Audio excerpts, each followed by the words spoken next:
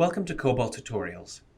This video will focus on how to bring the data entered onto the import file in the previous video into Dynamics 365 and how to edit data maps. In the previous video, I created a .csv file with information for a custom entity called Meeting Registration. To import that file, I can go to Settings, then Data Management, and then Imports. This will direct me to the list of imports already done. Click Import Data in the toolbar to open the wizard. The wizard first requires the file upload.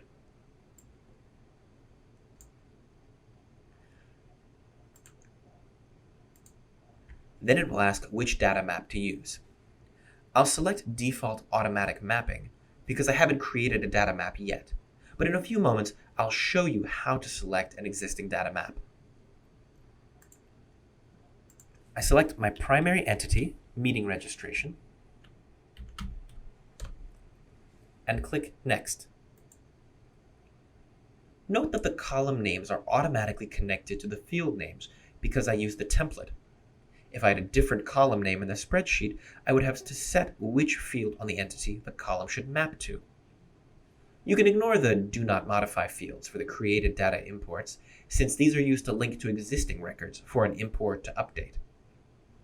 Remember, I used email address instead of contact name as the unique identifier, so I will need to adjust the contact lookup. Click on the icon of the magnifying glass and see that the default field is full name as well as contact primary key. To change this, I need to select the magnifying glass again, which will give a full listing of all the contact record fields.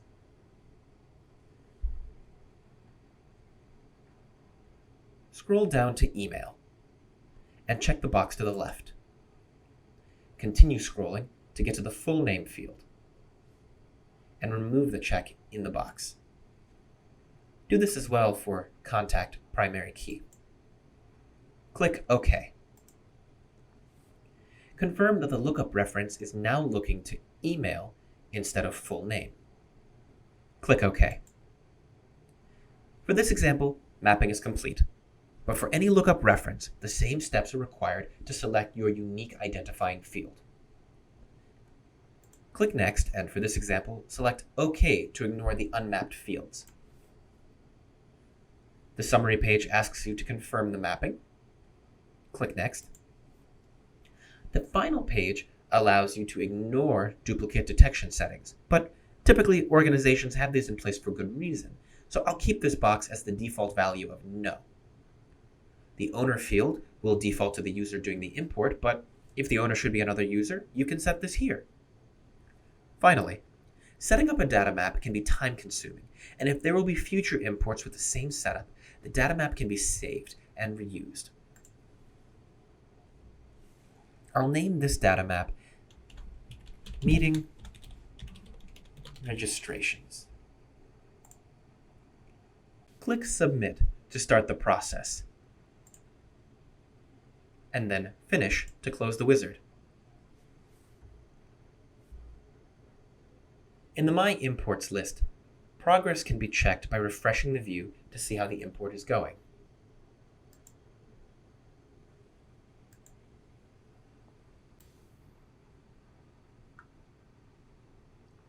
Once completed, an import record will show records created or failed.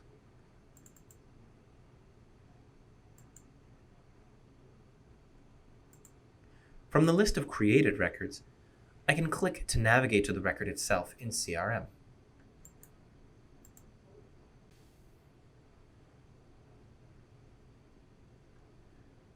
I'll go through another import to show how to select the saved data map for future imports with the same structure. Click Import to start a new process. Choose the .csv file. Click Next, and then in the data mapping, rather than selecting Default Automatic Mapping, I'll select the data map I saved previously under Custom Data Maps. Click Next after confirming the custom mapping is correct. double check the contact lookup and see that the reference is already set to email. So I can simply click OK and Next until I get to the last page. No need to save the data map again, and then click Submit and Finish. The file will process as before. In my test system, I do not have duplicate detection enabled for meeting registrations, so I was able to create 2 registrations for my test contacts.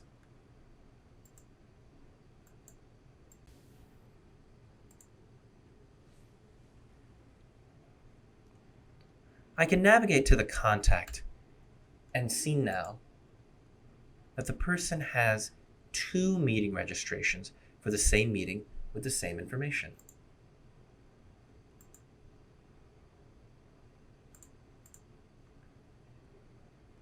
If I realize this was an error, Dynamics does give some options to correct. I can select the incorrect import and click the arrow next to delete in the toolbar. Note that this option is only available if you have delete permissions for the records and import jobs, so if you do not see all the options described, you should reach out to your system administrator. I can delete the source file, which just removes the job, or delete all the records created by the job, or all the records created from the zip file, which would have created multiple records. For this example, I'll delete the records created in the second import. The pop-up window warns me that this is about to trigger a bulk delete job. I can get a notification email when this is complete or notify other staff, and I can also specify if the import job record itself should be deleted. Click OK. Then, after a few moments, navigate back to that test contact and check for meeting registrations.